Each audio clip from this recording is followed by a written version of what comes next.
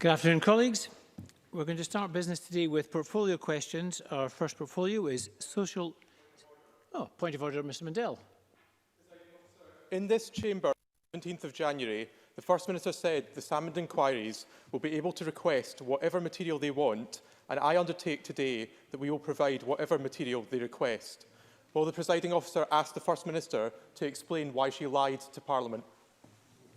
Well, I recognise the point of order. First of all, before I address that, can I just suggest to Ms Mundell that using words like lie is not appropriate in this chamber. Mr Mundell can perfectly find the language to express his concern without using language like that. I'd ask him to consider that point. Secondly, Mr Mundell, I believe, is a member of the committee that is looking at this matter. Well, maybe he's not a member. Beg pardon if he's not. The matter is being pursued by the convener of that committee on behalf of the whole committee. Now, that is not the only route to raise these issues. Mr Mundell is perfectly at liberty to submit questions, and either written questions or oral questions. He can go through his business manager and ask for parliamentary time to put aside for these matters. So there's a number of ways in which this issue can be pursued. I don't think it's a point of order for me as chair. However, in this case, it would be a point of order really for the convener of the committee, and Mr Mundell is at liberty, as any other member is, to go along and attend that committee. However, I would just ask Mr Mundell just to consider using that term and ask him just to, if he would, apologise for using the term liar in the chamber, or lied in the chamber. I apologise to you personally, presiding officer, but in this case I do feel it's the appropriate word, and I can't find anything else that would express the sentiment. Mr Mundell, that's not an apology. Do you want to rephrase that, please?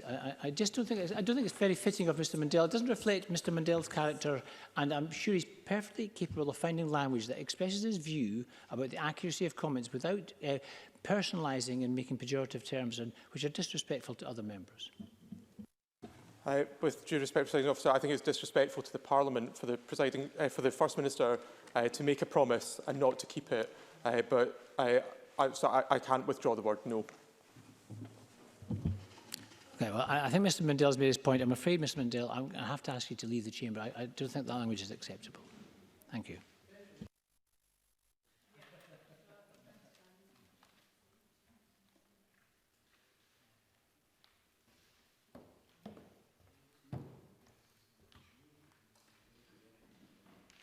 Thank you, colleagues. So, we're going to begin this afternoon's formal business with the portfolio on social security and older people. Our first question is from Mark Griffin, who's joining us remotely. Mr Griffin. Thank you, Presiding Officer. To ask the Scottish Government how its planned disability assistance benefits will support people experiencing the long-term health impacts of COVID-19. Cabinet Secretary Shirley Somerville. People experiencing long-term impacts on their daily life as a result of COVID-19 will be encouraged to access disability assistance benefits in the same way as clients applying with other health conditions and disabilities. Sorry, Mark Griffin. The Cabinet Secretary will know that many key workers have caught COVID-19 in the workplace, and sadly some have died. Health workers, carers, retail or public transport workers were and still are on the front line, and some are already suffering from long COVID. It's the most devastating workplace-borne disease Scotland has seen in a generation. Can the Cabinet Secretary say how the Government might use powers over employment injuries assistance to support those workers suffering from long-term impacts of COVID, and how those who've contracted COVID-19 at work can contribute towards the Government's thinking? Cabinet Secretary. I'd like to thank Mark Griffin for that question. Obviously, the Government is keen to ensure it is supporting those frontline workers who have contracted COVID-19 as a result of their employment. And that's something I know the Health Secretary in particular has taken very seriously when it comes to health and social care staff in particular. We will of course look at all the powers that we have within the Scottish Parliament to ensure that we can protect workers as much as possible, to ensure that we can reduce the numbers as much as possible that are contracting COVID through employment, but if people do have long-term COVID-19 and are experiencing symptoms, we would encourage them to access the benefit system, as I said in my original answer, as anyone else would do. But we will, of course, keep close review on whether any more could be done on this issue. Thank you very much. Question number 2, Joan McAlpine. Thank you. To ask the Scottish Government what its response is to the estimate by the Scottish Fiscal Commission that 194,000 children under 6 will be eligible for the Scottish Child Payment. Cabinet Secretary. I'm proud that we are using our new social security powers to introduce the Scottish Child Payment, which will open for applications in November, with first payments to start from the end of February 2021. The payment will provide £10 a week to families on a low income, with no cap on the number of children that can be claimed for. It will support up to 194,000 children this year, a 14% increase since last Scottish Government forecasts were given, and this rise is due to an increase in the number of people receiving universal credit as a result of the pandemic. Joan McAlpine. Thank you. The SFC forecast is, as the Cabinet Secretary says, considerably higher than its original estimate due to more households needing to rely on UK benefits. While the new Scottish Child Payment will make a world of difference to low-income families, does the Minister agree with me that many households are not served well by a UK government which has cut benefits to children and capped family benefits, and that reversing those would make a huge difference to tackling child poverty? Cabinet Secretary. We're absolutely agree with the point that Joan McAlpine has making. We've constantly called on the UK Government to scrap the 2-child limit, the rape clause and the benefit cap, as well as fix other flaws in the universal credit system. We know, for example, that over 13,000 households in Scotland are affected by the 2-child limit, receiving around £232 less per month for every child over the limit. And over 6,000 households are impacted by the benefit cap, losing on average £2,600 a year. That's unacceptable at any time, but particularly at this time. Prior to the pandemic, the IPPBR had estimated that ending the benefit cap and the 2-child limit would bring 10,000 children out of poverty in Scotland. In June, it reported that the removal could prevent the expected rise in child poverty from happening that's happening as a result of the pandemic. So we will do what we can within the powers of the Scottish Parliament, and I think we are demonstrating that with the launch of the Scottish Child Payment. But with responsibility for only around 15% of the UK Government's benefit spend, then clearly there is an absolute imperative for the UK Government to take seriously their support for low-income families at this and indeed all times. Thank you very much. I would just remind members that in this portfolio, questions 3, 4 and 8 are grouped together, so any supplementaries should be taken after question 8, but you can press your button if you wish a supplementary at any time. Question 3, Annie Wells, who joins us remotely.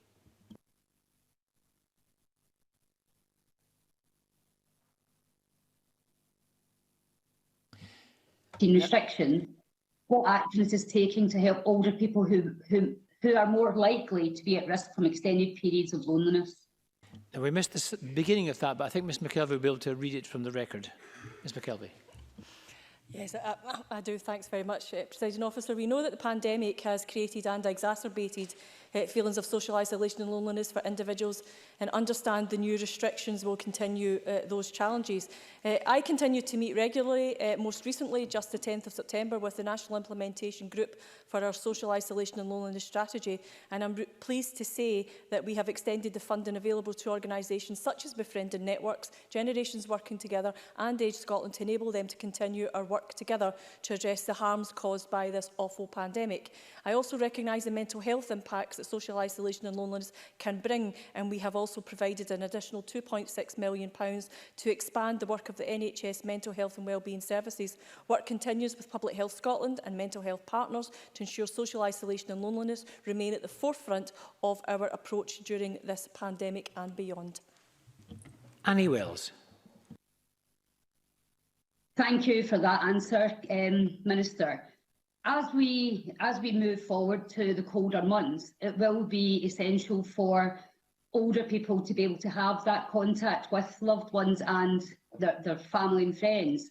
Can the Minister say what, if any, restrictions are likely to be lifted for the colder months for this specific group of individuals?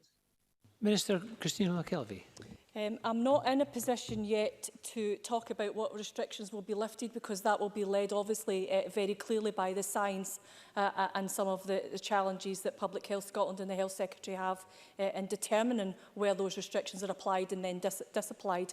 I do know that we have been working very closely with organisations and with health colleagues around about winter planning and how we can maybe inform that much more closely with the work of the Social Isolation and Loneliness National Implementation Group and our Older People's Strategic Forum Group as well. And we continue to feed all of that into a proposed winter plan, and we should have an updated information on that via my health colleagues to Annie Wells as soon as we possibly can. And question 4, Willie Rennie. To ask the Scottish Government what assessment it has made of the impact on older people of reduced contact with family and friends as a result of COVID-19. Minister. Thank you. We know that this awful virus and the restrictions in place to keep people safe has we've never seen anything like it before, and I know that we've all had experience of this. There's a very careful balance that has to be made between keeping the virus under control and protecting lives. And of course, we are very aware of that impact. We measure everything against 4 social harms, but we are very aware of this impact right across society. For families and friends who have not been able to have face-to-face contact or make the usual social connections, this will of course include many older people, and we hear of that when we meet with our Older People's Forum and the work that they are doing to alleviate that. We also have taken a number of steps to try and mitigate all of these impacts. In addition to the actions that I have just outlined to Annie Wells, as part of the £350 million community funds, we have provided approximately £2 million to projects in communities right across Scotland supporting older people. These include preparing, delivering meals, signposting to information and local support, and offering tele-friending and telephone support services. Willie Rennie. When my mother moved to the care home, she started to settle in and pick up until lockdown. She has severe anxiety and depression, and this has been deteriorating since I have not been allowed to visit. This is just one example of many families who are suffering as a result of the restricted visiting regulations for care homes. What can the Minister do to change government policy in this very important area? Minister. I don't think it's been lost on any of us over the past few weeks the impact that the restrictions on visiting has had. I think we've all probably got family members that we want to spend time with, but that's been very difficult not to do that. I think I know there's a debate later on this afternoon, and I know the Cabinet Secretary for Health has been meeting with families who are representing those who are looking for changes to those restrictions and maybe updated guidance on that, and she'll be in a much better position to update Willie Rennie on that. I had a conversation with her yesterday on these very topics. I've got a follow-up conversation with her tomorrow. So if Willie Rennie is minded, if he's acceptable to that, I will get the most up-to-date position from the Cabinet Secretary and her meetings with the families and let him know what progress has been made there. Okay. Thank you. Question 8, Gordon Lindhurst. Thank you, Presiding Officer. To ask the Scottish Government, in light of the imposition of more restrictive regulations in response to the COVID-19 outbreak, what discussions the Minister for Older People has had with the Health Secretary regarding allowing families contact with older relatives while in care?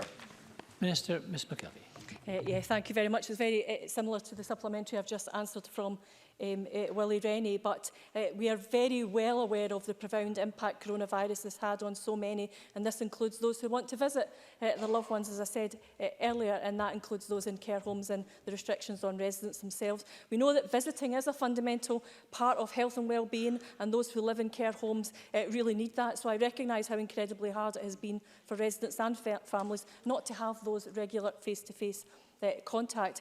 I have been kept fully appraised, as the member may just have heard. I spoke with the Cabinet Secretary for Health just yesterday. I have a follow-up meeting with her tomorrow, and we'll have an update on the work that she's been doing with families in order to do that. But there is a very complex balance making this happen safely, so that everyone, we can balance the risks against the harm, and everyone, gets what they need out of the work that we need to do. The Scottish Government continues to work with Scottish Care and others on these difficult decisions. And the Health Secretary, as I said, has also recently met with campaigners, and we're looking forward to an update from her on that. With the upsection of care homes in areas where local restrictions are in place, the restrictions announced by the First Minister will not have any further impact on care home residents and their families. So that's an important point to make. In some areas where there's further restrictions, you know, that's got an impact. In areas where there isn't further restrictions, then, you know, it has fewer impacts on that issue. Gordon Linders. Minister, my 22-year-old constituent Lucy wrote to me and said, "I am my grandma's power of attorney and also my mother's legal guardian. I feel a great deal of responsibility to keep them both safe and well. Having 2 family members in care homes during a pandemic is extremely difficult. I had to go 4 whole months without seeing my mum due to lockdown. Visiting restrictions are having a devastating effect on people's mental health." And she goes into a lot of detail about the situation that she's faced and what she thinks could be done. Will the Minister show compassion and meet with Lucy to work out a way forward on this? Minister. Thank you. I think the member will know that from the 3rd of July, care homes have been able to permit residents to meet one designated visitor outdoors, providing that their home meets some of the strict criteria around that. And from the 10th of August, care homes have been able to have outdoor visits involving 2 or 3 visitors once a week. And I know there's a designated visitor for some care homes on indoor visiting as well. As I've just said in response to the other questions, there is up-to-date work being done about this right now. Cabinet Secretary did meet with some families last week, and I know that she plans to meet with them again. So as soon as we can get some of that up-to-date information, ensuring that every step that we take is involved and informed by those families, and that it meets that fine balance of risk against harm, then I'm sure we can give you a better update on that and you know, give your constituents some comfort in that. Certainly, I will now raise with the Cabinet Secretary for Health to make sure, you know, your constituents is considered in those conversations she's having with other families too, if that will ensure that your constituent gets the hearing that she wants to hear. And Rona Mackay to be followed by Elaine Smith. Rona Mackay.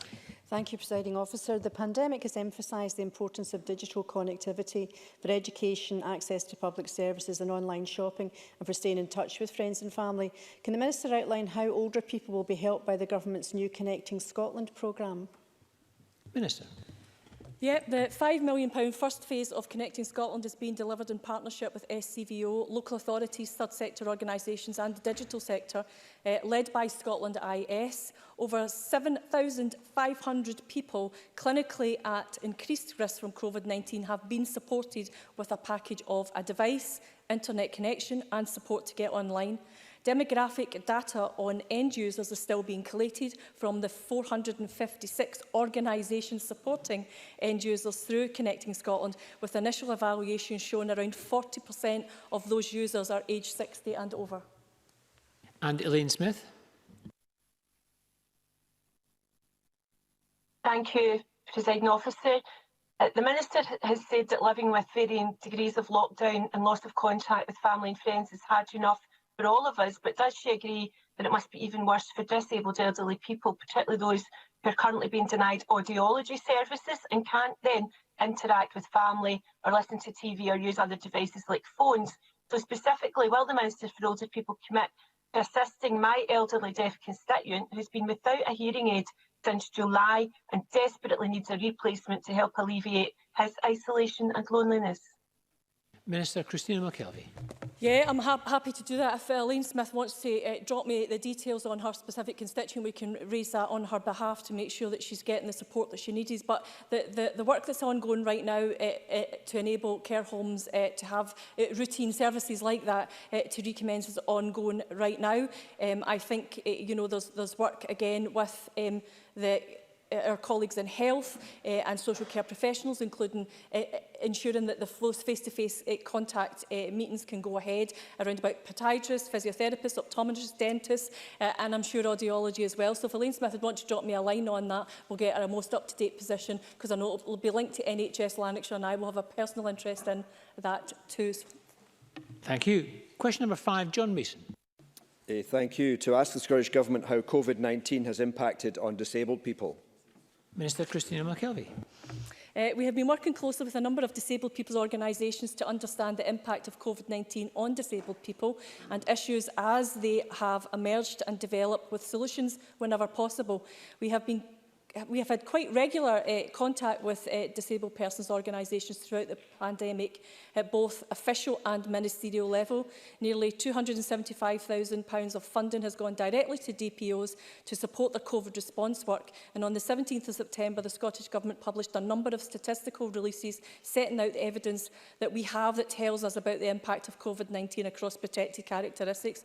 These can be found on the Scottish Government websites, but we know what disabled people are more likely to be affected by. They have difficulties getting food, medicine, paying bills, collecting pensions or benefits, and these are the areas where they're most likely to need help. So the report also the reports that we have about people feeling anxious or becoming seriously ill with COVID-19, and of course, as we've just been speaking about, feeling lonely too. John Mason. I thank the Minister very much for that answer. She may be aware of the report that Glasgow Disability Alliance produced in August, and they are based in my constituency. They feel very much that inequalities have been supercharged by COVID, and I wonder if the Minister could commit to engaging with GDA, with disabled people generally, and to make sure that they are involved going forward and that they have their rights and support respected. Minister. Yes, absolutely. I speak to GDA's Chief Executive Officer, Chester Burke, on a regular basis, and especially during this pandemic. Tressa is a member of our Social Renewal Advisory Board and takes part in regular disability roundtables with officials and ministers. The Scottish Government has granted GDA over £190,000 as a direct response to the COVID-19 outbreak to meet specific needs. The funding supports their Welfare Rights Helpline, Wellbeing Helpline, and GDA have piloted the work to have disabled people digitally connected, often for the first time. And I've heard stories about how transformational that has been for some individuals. And this is in conjunction with our Connected Scotland programme, which I've just outlined to Rona Mackay. GDA have received further funding to help deliver food to isolated people also, but it's always a pleasure to meet with GDA in any opportunity I can get, and I can commit to do that, absolutely. And question 6, Peter Chapman. To ask the Scottish Government when it will provide an update on the Social Security delivery timetable for all Wave 2 benefits. Cabinet Secretary Shirley Ann Somerville. The COVID-19 pandemic has had a major impact on the Scottish Government, on Social Security Scotland and on the Department for Work and Pensions, whose support we need to transfer Social Security powers. As I set out in April, we are having to rework our timetable to deliver the remaining devolved benefits and to complete case transfer. This is an ongoing and complex exercise. We need to consider the impact of the pandemic not only on our own services, but also on the availability of health and social care professionals across health boards and local authorities to bring their expertise to the co-design and delivery of disability and carer benefits at a time when many are still needed on the front line to support communities during the pandemic. This includes recruiting practitioners to help us make consistent and high-quality decisions about entitlements, and the role health professionals and local authorities will play in providing the agency with supporting information on a client's application. We also have to take account of the extraordinary pressures that the DWP is still experiencing following the unprecedented demand for universal credit, which is impacting on the resources they are able to devote to the devolution programme. Peter Chapman. I thank the Cabinet Secretary for that answer, but could she now tell me, A, what the current staffing level is within Social Security Scotland and what the capacity should be, and B, when this body will be sufficiently well equipped to be able to deliver all the Wave 2 benefits that could and should have been fully devolved and delivered by now? And lastly, can I ask if the Minister welcomes the work of the UK Government to continue to deliver these benefits successfully on her behalf? Cabinet Secretary. I'll respond in writing to the member about the current staffing level within the agency, but what I can confirm and reassure him today about is that the agency has the number of staff that it requires to not only ensure that we are effectively still dealing with the live benefits, but also to ensure that we're dealing with the Scottish Child Payment, which will soon be open to applications. And the recruitment for the Scottish Child Payment has largely been done either right before or indeed during the pandemic. So I can assure him that we are ready to deliver the benefits that we have said that we will this year. The member can attempt to deride the work of the Scottish Government of the agency on this, but as I said in my opening remarks, this is a pandemic that has affected all parts of the Scottish Government and indeed all parts of the UK Government, and that includes the DWP. So there are areas of the devolution programme within the DWP that quite rightly, and I'm making no criticism for that, that are not staffed in the same way that they were pre-pandemic. And that has been a responsible move that DWP have made to ensure that they are concentrating their efforts on where it needs to be done. So we will endeavour to make sure that we are updating Parliament as soon as we possibly can. Part of that is us depending on the DWP, because this is a joint programme with the DWP, and they are undergoing extreme pressures as well, which I hope the member will appreciate, and we will continue to work constructively with them during this process of the devolution of benefits. Thank you. Question number 7, Linda Fabiani. Thank you. To ask the Scottish Government how it supports organisations helping older people through the COVID-19 pandemic. Minister Christina McKelvey. We know that older people have been adversely affected by restrictions put in place to combat the spread of the coronavirus and have put in place a range of support for them. As I outlined in a number of questions already today, for example, from our £350 million community funds, we continue to support organisations who directly help older people, such as Age Scotland's Helpline. This vital lifeline provides support to older people on a range of issues, including advice and friendship. The Scottish Government has provided over £1.1 million to support for older people's organisations at a national level, as well as supporting local community projects which help older people. I meet with the Older People Strategic Action Forum on a monthly basis, most recently on the 17th of September, to hear firsthand the issues older people are facing and consider what additional support the Scottish Government can provide. Linda Fabiani. Can I thank the Minister for that answer, and say to her too that following some of the bad press that young people have been getting lately, would she commend young people's befriending services where they carry out this voluntarily, befriending vulnerable elderly people, helping them with loneliness, and in particular the award-winning scheme at Calderglen High School in East Kilbride? Mr. Christina McKelvey. Yes, absolutely delighted. Generations Working Together, as we know, is a nationally recognised centre of excellence supporting the development of intergenerational work across Scotland. They are also a valued stakeholder and key member, very vocal and key member of the Older People Strategic Action Forum, who carry out excellent work. Along with creating training and guidance around intergenerational practice, they also run a number of projects to promote intergenerational activity, including the very valued one at Calderglen High School's Befriending Project. Now in its 10th year, the Befriending Scheme pairs up senior pupils with older people in the community and is valued by both students and older people. The school was recently awarded the Most Improved Project 2020 by Generations Working Together, which is a great achievement for both the school and all of the volunteers. The Befriending Project is organised in association with Claremont Church, and currently Generations Working Together are working with the Church Minister to set up Zoom meetings to facilitate online connections between younger and older people, and we couldn't possibly miss out the great work of local activist Avril Anderson and the work that she does locally in ensuring that young people and older people get connected. Thank you very much. That concludes our portfolio on social security and older people. We're going to move on to finance. Question number 1, Jamie Green.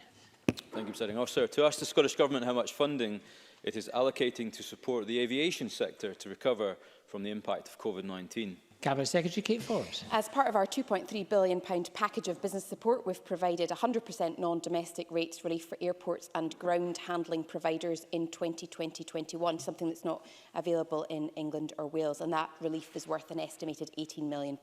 We're also working with airports on route recovery to help rebuild connectivity for business and tourism and win back routes and employment opportunities. And as part of that work, we provide support to airlines in the form of cooperative marketing packages and provide market intelligence and data on the potential of the Scottish market. Jamie Green. Can I thank the Cabinet Secretary for that update? The Cabinet Secretary will be aware that the Fraser Vallendon Institute recently warned that many thousands of jobs are at risk of being lost due to the pandemic. We all accept and understand some of the reasons why.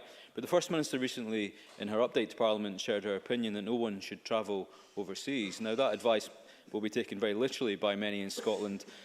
Does the Cabinet Secretary agree with that sentiment? Should people be travelling overseas? And has she considered with her Cabinet colleagues the introduction and implementation of testing and detection facilities in our airports? Because surely that is one way of saving what is left of our vital travel industry.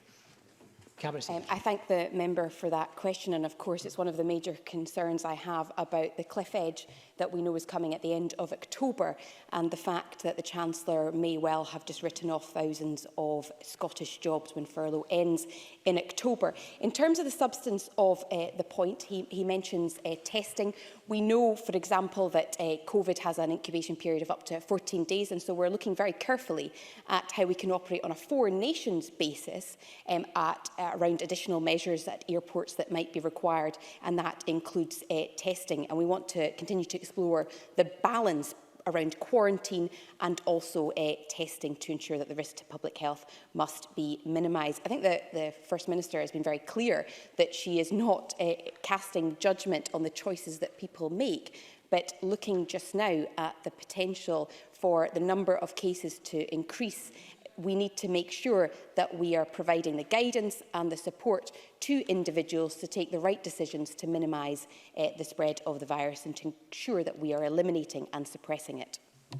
Colin Smith to be followed by Kenneth Gibson. Thank you, President Officer. The news today that the preferred bidder for Prestwick Airport does not wish to complete the purchase of the sale will be deeply worrying for the 300 workers directly employed by Prestwick and the many thousands across Ayrshire whose jobs rely on the airport. Does the Cabinet Secretary believe this is a wake-up call both for the UK and the Scottish Government to listen to the trade unions who represent those workers and provide more sector-specific support before the current unemployment crisis in aviation turns into an unemployment tsunami?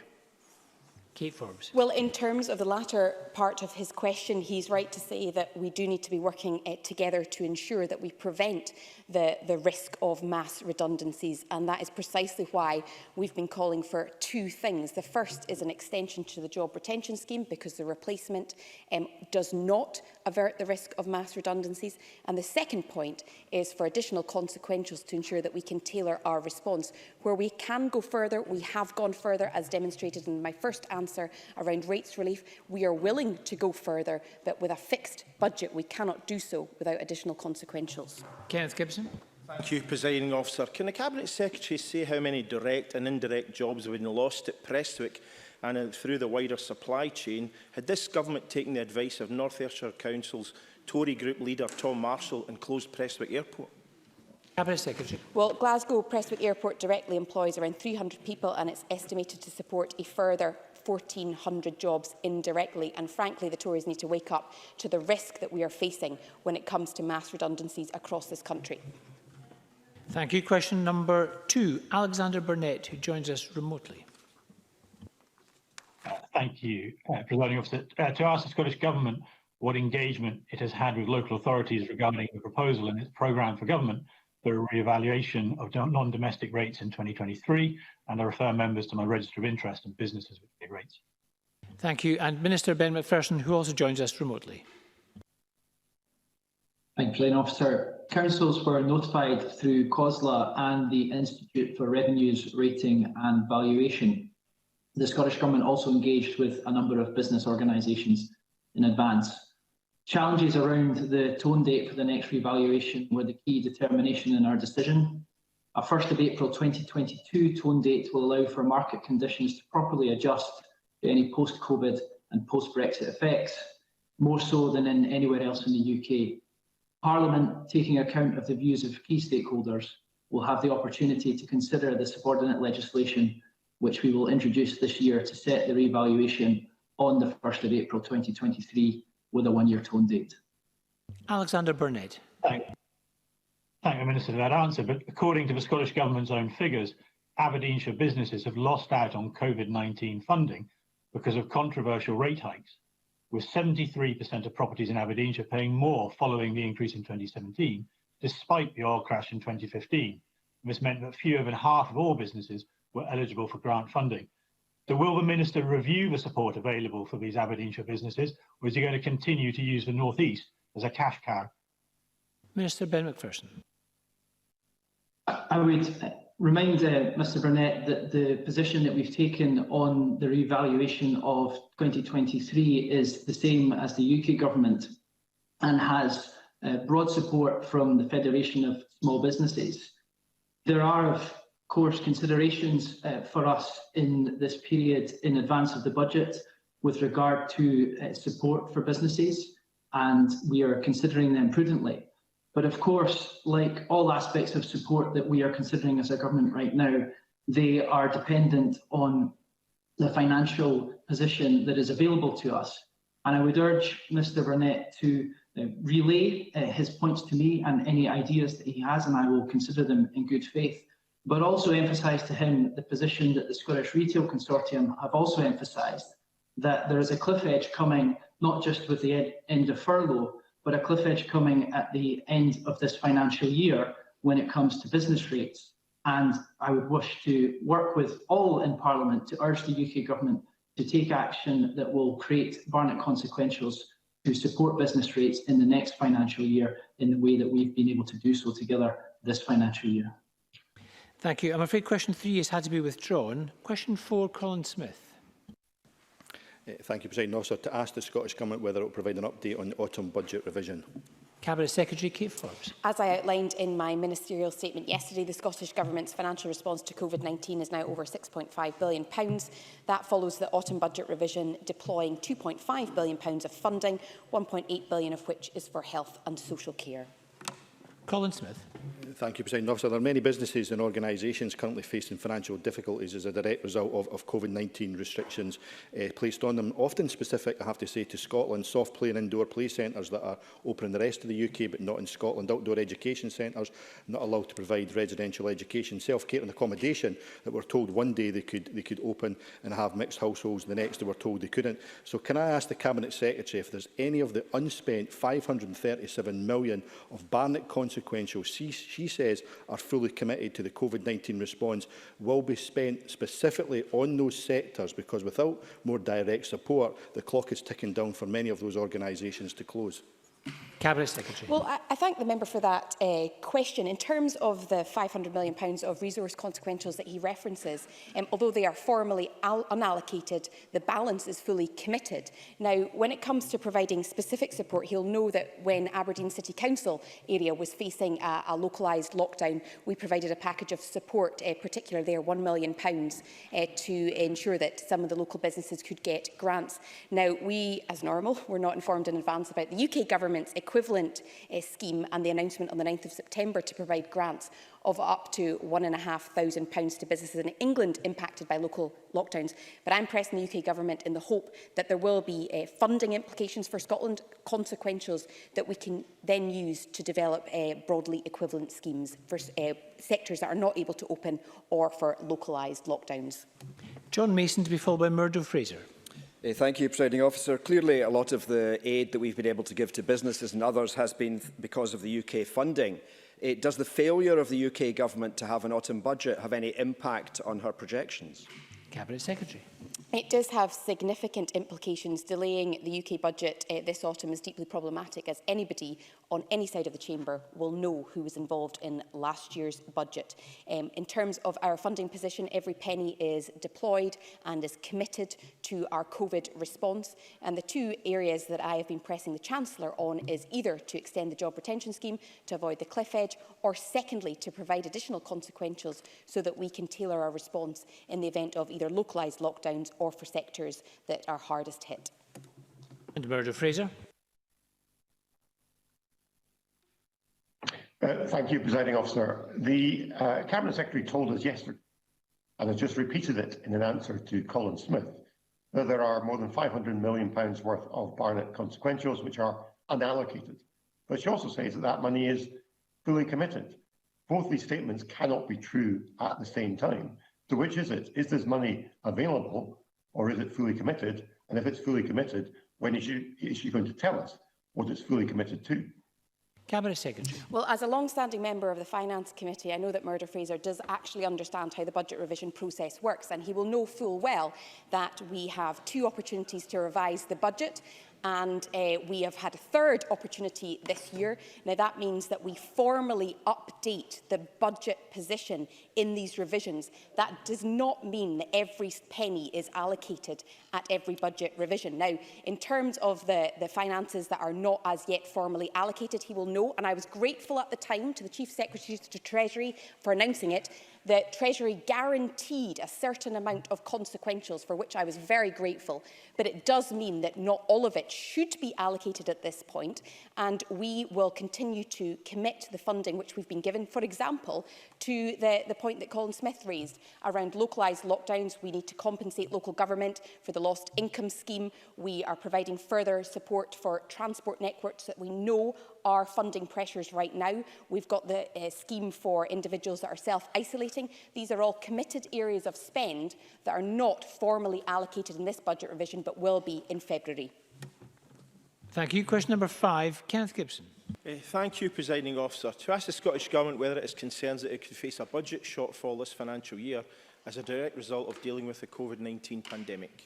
Cabinet Secretary Kate Forbes. Well, the COVID outbreak as well as EU exit has placed unprecedented challenge upon the Scottish Government's resources, and in the absence of additional fiscal powers, consequentials and reprioritisation of spending remain the only funding sources available to us. We've already undertaken significant reprioritisation to date of around £600 million, so without additional UK Government funding or flexibilities, we face the impossible choice of either not funding further essential COVID spend and thus harming recovery, or making deep cuts to other areas of expenditure, which will similarly undermine the recovery and directly impact the people of Scotland. And it is an impossible choice that we've been put in. Kenneth Gibson. I thank the Cabinet Secretary for that reply, and I'm just wondering what this impossible choice will actually mean for service delivery and employment in the public sector and indeed the wider Scottish economy. Cabinet Secretary.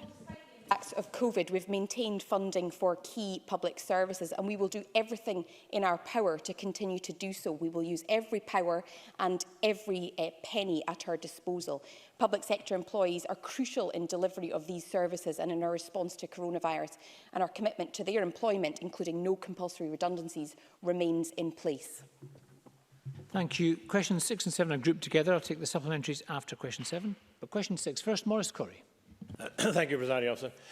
To ask the Scottish Government how much funding it is allocating to support businesses in the west of Scotland to sustain the local economy as increased restrictions are implemented. Cabinet Secretary Kate Forbes. Well, as the member will know, restrictions in the west of Scotland mainly concerned households, so no specific funding has been allocated for local restrictions in the west of Scotland. We have provided a package of direct support to business worth over £2.3 billion. That support is provided on top of UK Government schemes which can and should go further to support Scottish businesses through these challenging times, the most obvious example being an extension of the Job Retention Scheme. We're pressing the UK Government for clarity on the funding implications for Scotland of their local restrictions support grant so that broadly equivalent schemes can be developed in Scotland. Maurice Corrie. I thank the Cabinet Secretary for her answer. One of the worst hit sectors through the COVID crisis has been the tourism and hospitality industry, a vital lifeline of work for many of my constituents. A recent study conducted by the University of Edinburgh highlights a significant risk to younger businesses within this sector, which have no profit and increasing debt. With the increased likelihood of a second wave of infections and continued localised lockdowns ahead, what action has the Scottish Government taken to specifically offer financial support to these younger businesses in the tourism sector? Cabinet Secretary. Well, can I agree with Maurice Corrie in saying that tourism and hospitality has been particularly badly hit? And that's precisely why we put in place the hardship scheme and the Pivotal Resilience Fund to provide additional support that wasn't available elsewhere.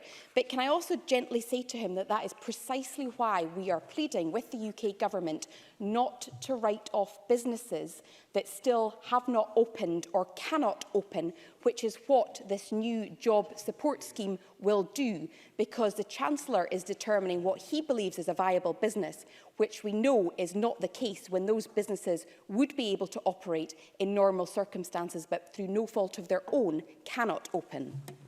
Question 7, Rachel Hamilton. Scottish Government how much funding it has allocated to support businesses in areas that have been affected by localised lockdowns? Cabinet Secretary. Well, when it came to the localised lockdown in Aberdeen City, we allocated £1 million to provide grants to businesses required to close due to local restrictions, and that included discretionary support for sectors that weren't required to close as well as those that were.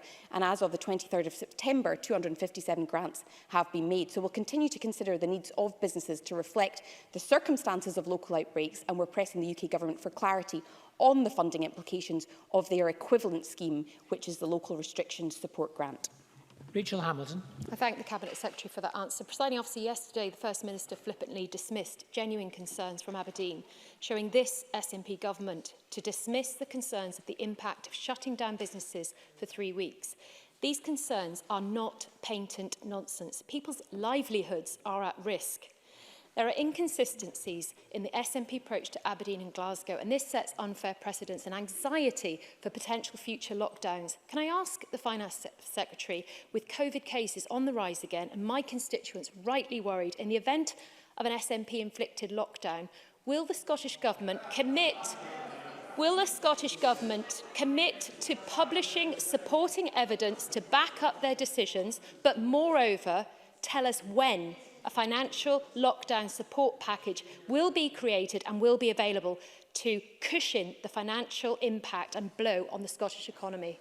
Cabinet Secretary. What is absolutely patent nonsense is assuming that we base decisions when it comes to localised lockdown on anything other than cold, hard evidence. And when it comes to local restrictions and business support, perhaps you could join me in pleading with the UK Government to provide the clarity that I've asked for when it comes to the consequentials coming from their local restrictions support grant. We already moved, when it came to the Aberdeen lockdown, we moved ahead of the UK Government to put in place the £1 million of support. But Rachel Hamilton knows full well that with a fixed budget, without any fiscal flexibilities, the only source of funding we have is consequentials. As soon as those are available, we'll be able to develop our equivalent scheme. We have a number of supplementaries. David Torrance to be followed by Jackie Bailey. David Torrance. Thank you, Presiding Officer. We all know how important the furlough scheme has been in supporting businesses affected by coronavirus. With many sectors still unable to reopen and others being required to close, it's the wrong time to bring it to an end. Does the Cabinet Secretary share my concern that the job protection measures set out by the UK Government last week do not go far enough, given that our economy has not yet fully reopened? Cabinet Secretary. Well, 217,000 people remain on furlough in Scotland, and the Chancellor has said that the scheme is designed to support viable jobs, but it's still unclear how those in what he would classify as unviable jobs will be supported. It's disappointing that the scheme makes no provision for local lockdowns, the needs of sectors dealing with ongoing restrictions, or those that have not yet reopened. So yes, I do share David Torrance's concerns, also reflected in the comments by the Scottish Tourism Alliance and the Institute for Fiscal Studies. Jackie Bailey to be followed by Alexander Stewart. The Cabinet Secretary will be aware of the significant concerns of the self-catering industry about the changes in guidance about household composition. 60% of them have experienced cancellations already, 42% expect significant financial losses. What action will the Cabinet Secretary take to minimise the impact on the sector of the revised guidance coming from the Scottish Government? Cabinet Secretary. I thank the member for that question, and she will know that I have many self-catering properties in my own constituency, and so I get the casework as well. 2 points in response. I know that Fergus Ewing has spoken as recently as yesterday to the Association of Scottish Self-Caterers to understand their concerns and what more we can do. But the second point is in terms of financial support. She'll know that there was financial support in the first lockdown when it came to self-catering.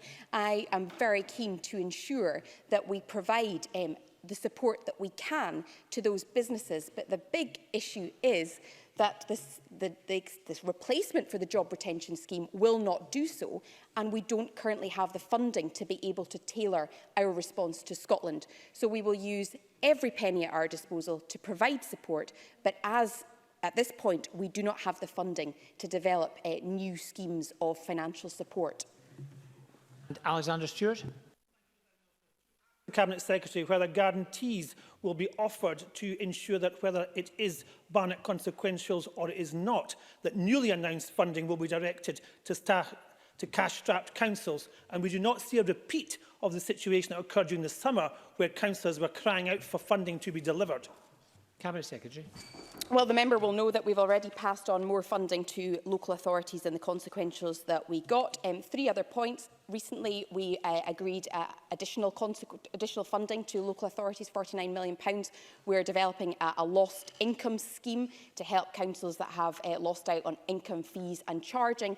And thirdly, I have written to the Chancellor with a package of fiscal flexibilities for local authorities that my own local leader of Highland Council, who is not SNP, called a game changer. So I hope that package will provide the support to local authorities that they need.